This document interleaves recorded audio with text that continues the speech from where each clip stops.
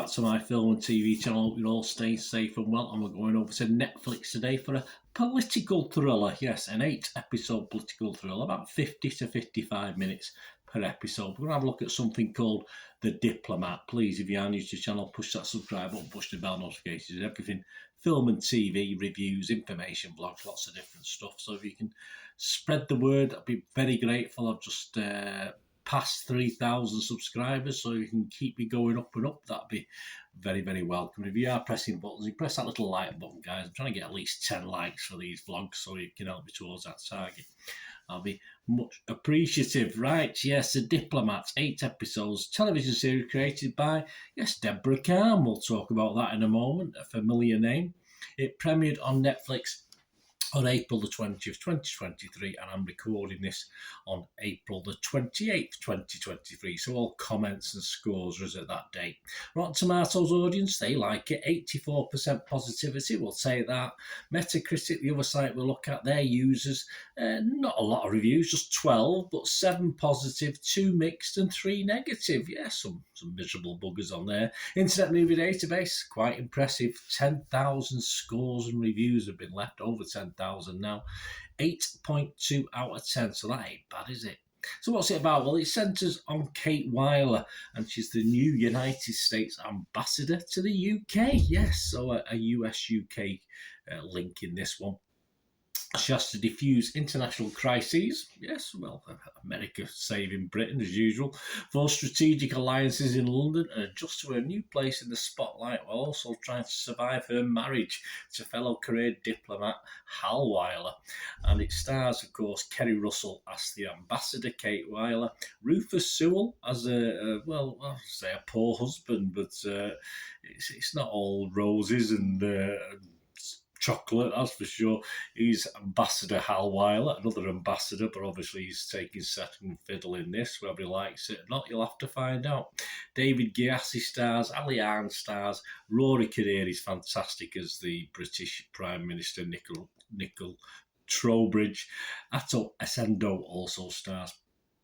What about the critics? Well, the public seem to like it. About the critics, yeah, they like it as well. 89% approval rating, positivity rating, I call it, on Rotten Tomatoes. Average rating of 7.7 out of 10. That's based on 35 critics. So that's not bad, is it? It's all right. We do with a few more, but still positive. The consensus of the website reads, Kerry Russell's scrappy performance negotiates the best possible terms for the diplomat, a soapy take on statecraft that manages to make geopolitical crises highly bingeable entertainment. I'm not going to disagree. Metacritic, the other critic site we look at, they've got 20 critics and it's scoring, similar, 75 out of 100. And that was 15 positive, 5 mixed and no negative. All right, so the mixed, all right, they perhaps having an off day.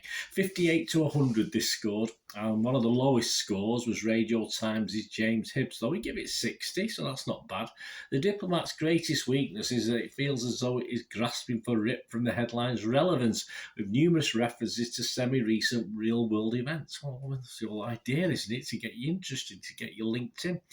But he goes on to say, James, but instead ends up feeling a little bit lame and dated. But there's always a but once you accept the series for what it truly is, what entertainment, James says, rather than for what it appears to be aspiring to, it's actually a fun ride with engaging characters and an easily digestible plot. That's what I want. I just want to be entertained. I don't want it to be too deep or political or trying to make points. We'll talk about that in my little thoughts in a minute. Brian Tellerico from RogerEbbett.com, he gave it a reasonable 70 out of 100. He said, it's an extremely talky show. It is. Luckily, the creators had an ensemble of performers to make this kind of intellectual discourse genuine. So even as the diplomat circles the same drains of dissent and diplomacy, it remains interesting for anyone intrigued by what makes the political world tick. Well said, Brian. Right, my little thoughts before we go. I'll share them with you. Score-wise, Rotten Tomatoes, definitely fresh. Metacritic, definitely positive. And Internet Movie Database, rate this out of 10. I'm going to give it probably one of the highest scores I'll give anything this year so far. I think probably the highest. I can't remember. My old brain gets past a 3 or 4 days, I start to forget things. 8 out of 10, I'm going to give this. It's just my cup of tea, and I do want a lot more, although cups of tea, sometimes they're nice and sometimes they're not. I think it depends what mood you're in, but I certainly want more of this. I mean, The West Wing many years ago, and of course Homeland are two of my favourite political thrillers, if you like, over time. And they were created by, yes, Deborah Kahn, who created this. So no surprise that I enjoyed this, really. It's a format and a formula that's worked for her before. Why not? And of course, this British setting with the US is even makes it a bit more interesting, certainly for us over here in the UK across the pond.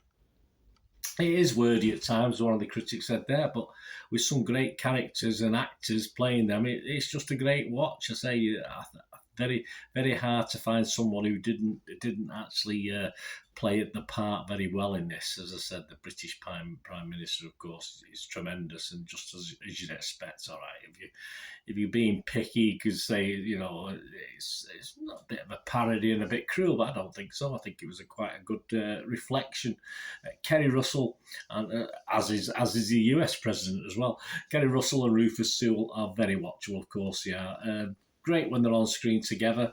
Perhaps the series dives just slightly when they're not on screen together, but not too much. It's still plenty going on. It's still a good watch and a lot of backup characters.